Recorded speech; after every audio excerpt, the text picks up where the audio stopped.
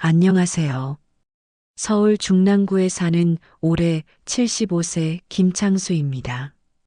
지금은 혼자 조용히 지내고 있지만 제 마음속 깊은 곳에는 여전히 내려놓지 못한 이야기가 하나 있습니다. 오늘 그 이야기를 꺼내려 합니다. 바로 제가 아들에게 물려주고 싶었던 집에 관한 이야기입니다. 아니, 어쩌면 제 삶 전체를 걸었던 마지막 소망에 관한 이야기일지도 모르겠습니다. 저는 젊은 시절 용접공으로 일했습니다. 용접 마스크 뒤에서 튀는 불꽃을 바라보며 땀이 얼굴을 타고 흘러내리는 게 일상이었죠. 일터에선 창수형 하면 다들 고개를 끄덕일 정도로 성실한 노동자로 살았습니다. 그러나 제게 가장 소중했던 이름은 가장이었습니다. 아내와 단칸방에서 결혼 생활을 시작했을 때 저는 약속했습니다. 이 손이 다 닳아 없어져도 너랑 애 하나만은 내 손으로 잘 지킬게. 그 약속 지키고 싶었습니다. 그래서 쉬는 날마다 재래시장에서 장을 보며 아끼고 모았고 비 오는 날엔 야근도 자처했습니다. 소주 한 병 살 돈이면 기름 넣고 퇴근하면서 공사판 주변 시세부터 둘러봤습니다. 그렇게 20년 넘게 일하고 겨우겨우 모은 전세금을 다시 보태어 드디어 10년 전 제 작은 꿈 하나가 현실이 되었습니다. 서울 외곽 오래됐지만 튼튼한 25평짜리 아파트.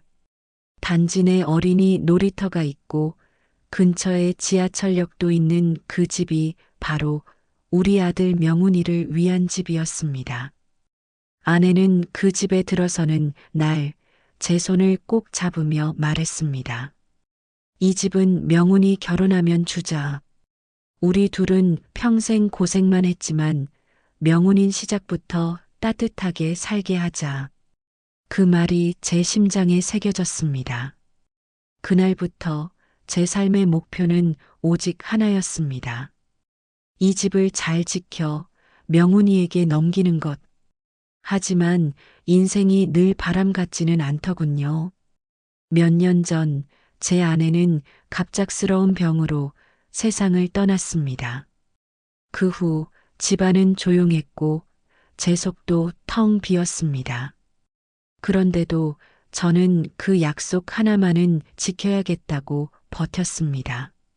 창수야, 아들한테는 아버지로서 뭐라도 남겨줘야지.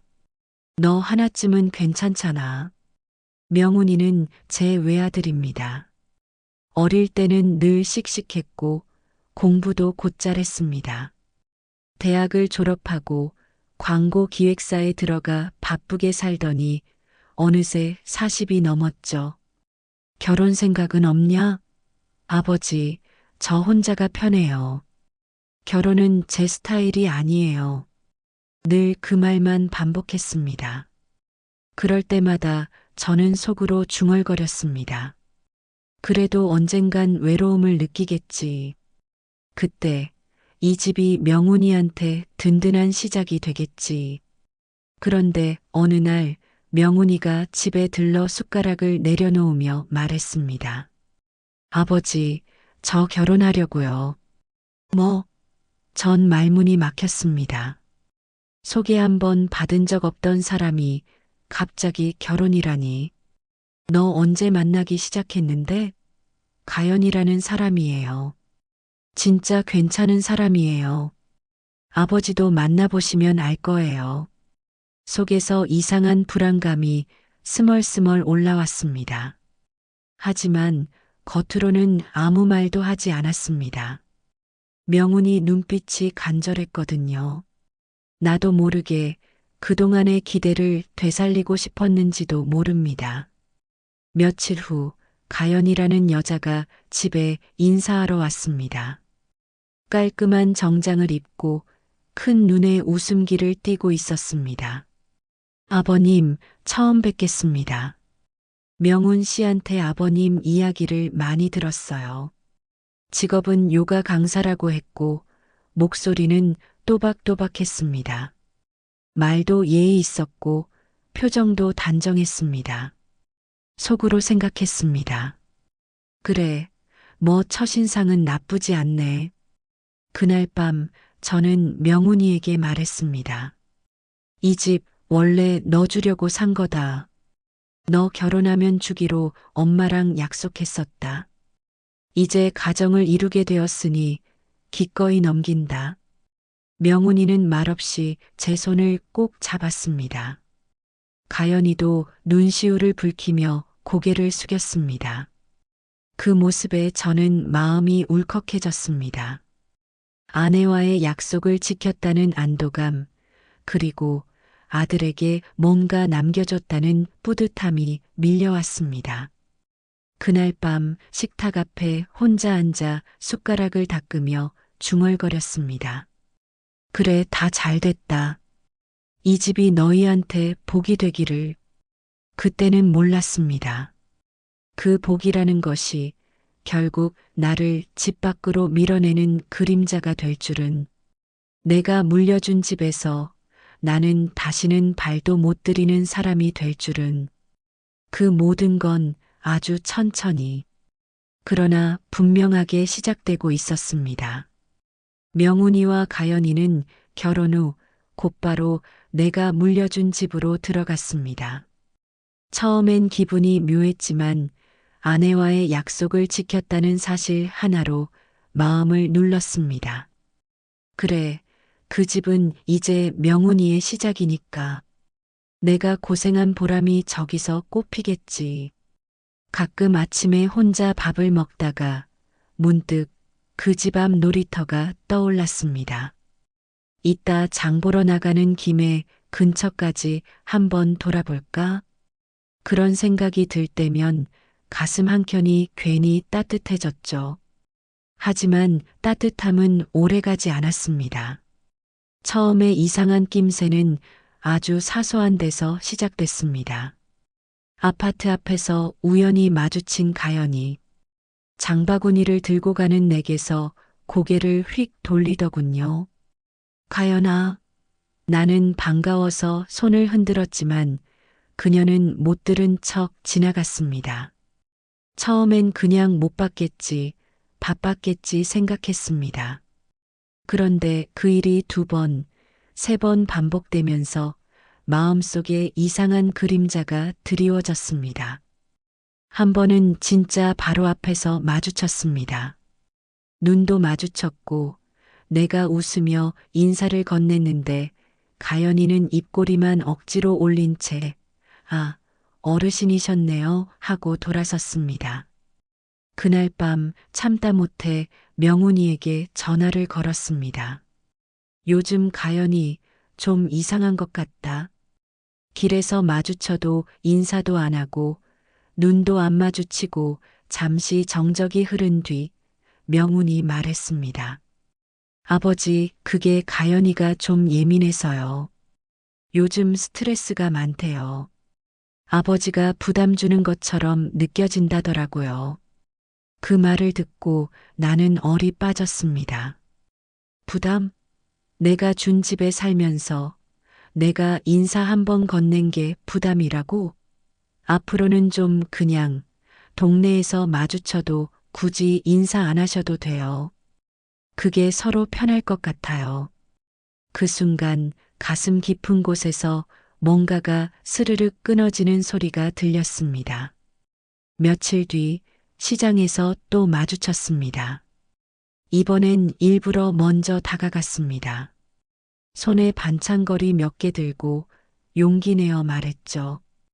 가연아, 날씨도 선선하고 셋이서 밥이나 한 끼 하자. 순두부집 새로 생긴 데 있던데 괜찮다더라. 가연이는 말없이 내 얼굴을 바라보다가 짧게 대답했습니다. 아, 저 외식 잘 안 해요. 속이 약해서요.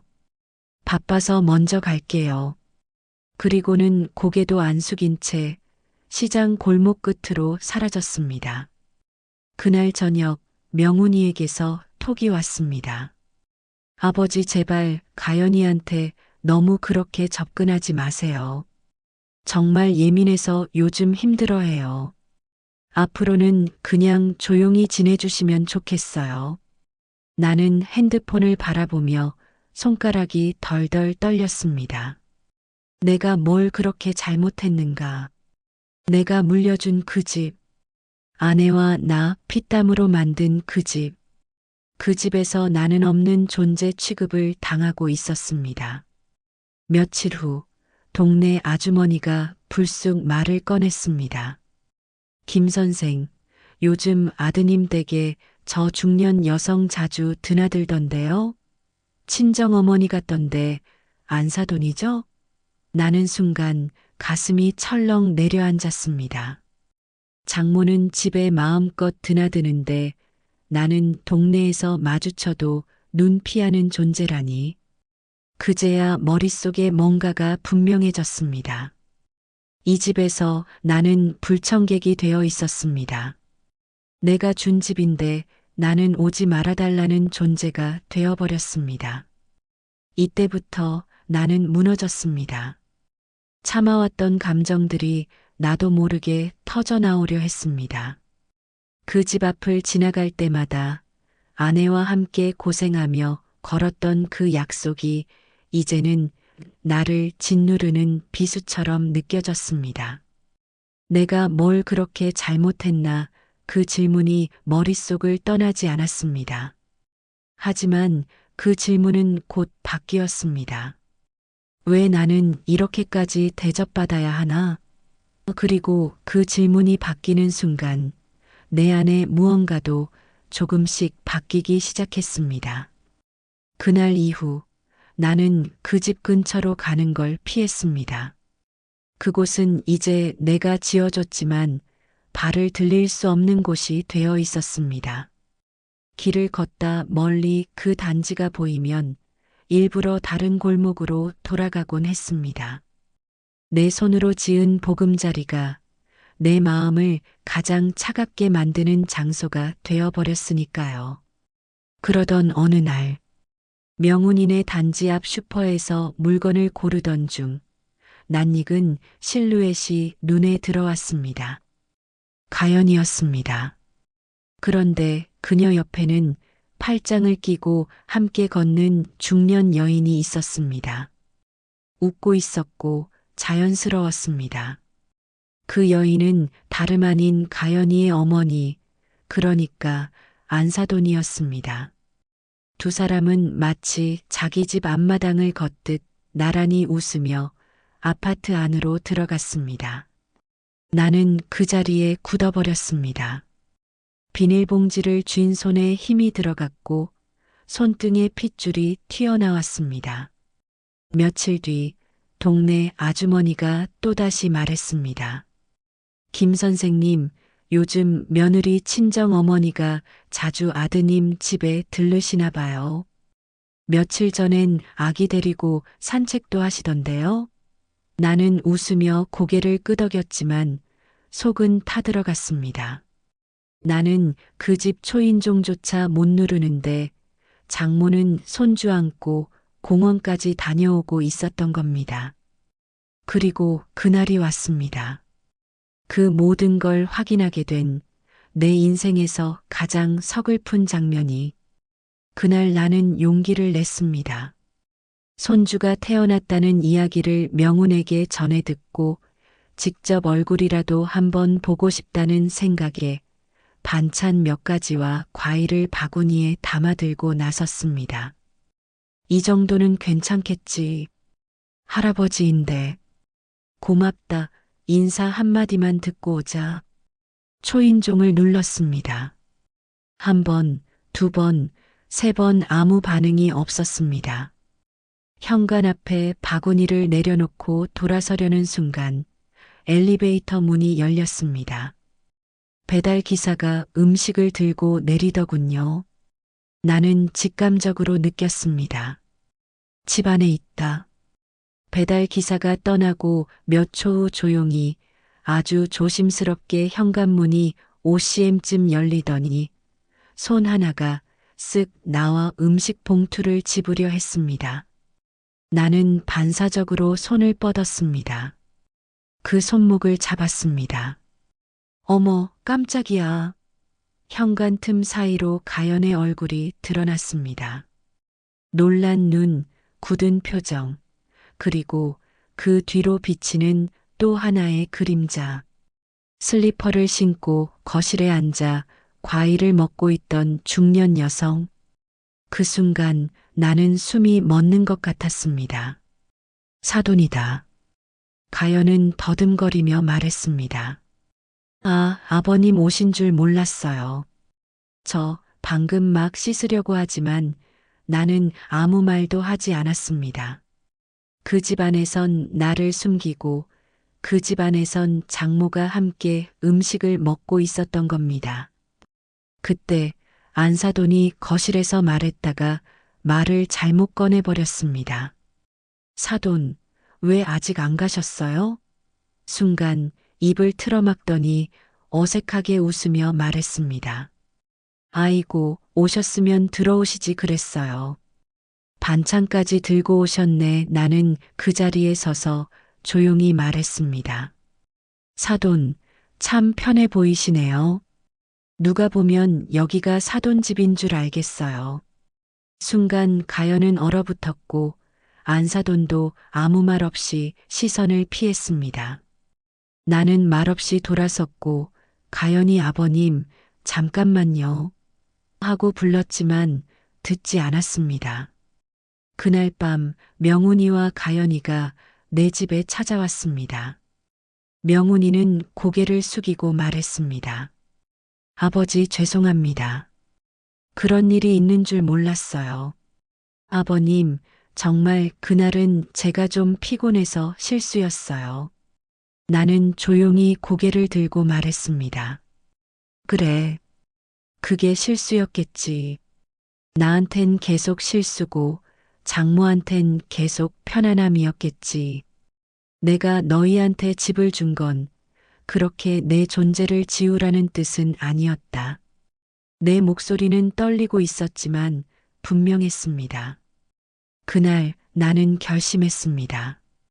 이제 이 집은 너희 것이 아니다. 내가 줬지만 내가 회수하겠다. 그날 이후 나는 며칠 밤을 뜬 눈으로 보냈습니다. 머릿속에선 현관문 사이로 보였던 가연의 표정과 안사돈의 말투가 반복 재생되었습니다. 사돈, 왜 아직 안 가셨어요? 그 말은 그들이 나를 얼마나 자연스럽게 없는 사람 취급했는지 보여주는 말이었습니다. 내가 그렇게까지 희생해서 마련한 집이 지금은 장모의 휴게소가 되어 있었고 나는 문 앞에서조차 눈치 봐야 하는 불청객이 되어 있었습니다. 며칠 후 나는 부동산에 전화를 걸었습니다. 여기 집 하나 내놓으려고요. 세입자 알아봐 주세요. 전세든 월세든 상관없습니다. 중개인은 놀란 듯 되물었습니다. 아드님 사시는 집이잖아요. 괜찮으시겠어요? 괜찮고 말고요. 그 집은 이제 제 집이 아닙니다. 마음에서 내놓은 지는 오래됐거든요. 전화를 끊고 나니 이상하게 가슴이 탁 트였습니다. 그동안 답답했던 가슴 속에 찬바람이 스며드는 느낌. 그 집에서 내 마음이 빠져나오고 있다는 신호였습니다. 그날 밤 명훈이에게 전화가 왔습니다. 목소리는 조심스러웠습니다. 아버지 진짜 집 내놓으시는 거예요? 그래, 내놓았다. 부동산에 연락했으니까 조만간 연락 갈 거다. 아버지, 제발 한 번만 다시 생각해 주세요. 저희가 너무 철이 없었어요. 다신 그런 일 없을 거예요. 그때 내 안에서 평생 쌓아온 감정들이 한순간에 터졌습니다. 명훈아, 너희가 나를 어떻게 생각하는지 이제 너무 잘 알겠다. 내 인생 통째로 바쳐서 만든 그 집에서 난 문 앞에서 서성이고 장모는 웃으면서 들어가더라. 그걸 보면서도 아무 말 안 하고 그냥 예민해서 그랬다는 말만 반복하냐? 명우는 말이 없었습니다. 가연이의 흐느낌이 전화기 너머로 들려왔지만 이젠 그 눈물에 흔들릴 내가 아니었습니다. 나는 말을 이었습니다. 이젠 나도 너희한테 기대하지 않겠다. 그 집 이번 달 말까지 정리해라. 방 빼고 나가. 세입자 들어올 거다. 너희가 그렇게 편하던 장모님 집으로 가든 어디를 가든 그건 이젠 내 일이 아니다. 며칠 뒤 짐을 싸들고 나온 아들 부부는 당장 갈 데가 없어서 가연의 친정 안사돈 집으로 향했습니다. 잠깐만 지내자고 했지만 세상 일이 그렇게 간단하지 않았습니다. 안사돈은 처음엔 웃으며 맞았지만 며칠이 지나자 표정이 점점 굳어졌습니다. 아기 울음소리, 늘어나는 빨래, 화장실 줄, 냉장고 앞 설거지 쟁탈전. 특히 가연과 안사돈은 육아 방식으로 매일 싸웠습니다. 엄마, 아기한테 이불을 왜 그렇게 덮어요? 요즘 그런 거 다 아니래요. 너는 엄마가 해준 대로 컸다. 뭘 그리 따지니 며느리와 장모 사이의 벽이 점점 두꺼워졌고 명우는 점점 지쳐갔습니다. 한 달 뒤 아들 부부는 결국 경기도 외곽의 오래된 전셋집으로 이사를 갔습니다. 출퇴근 3시간, 아이 돌봄과 좁은 공간, 소음에 시달리며 그들은 서서히 깨닫기 시작했습니다. 우린 그 집에서 너무 많은 걸 당연하게 여겼다. 당신, 우리 아버지한테 너무 했던 거 후회 안 돼? 명운의 말에 가연은 대답하지 않았습니다.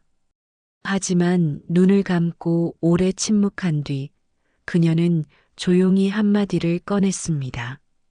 그때 현관문 안 열었던 거 그게 시작이었을지도 몰라. 한편 나는 이제 진짜 내 삶을 시작하고 있었습니다.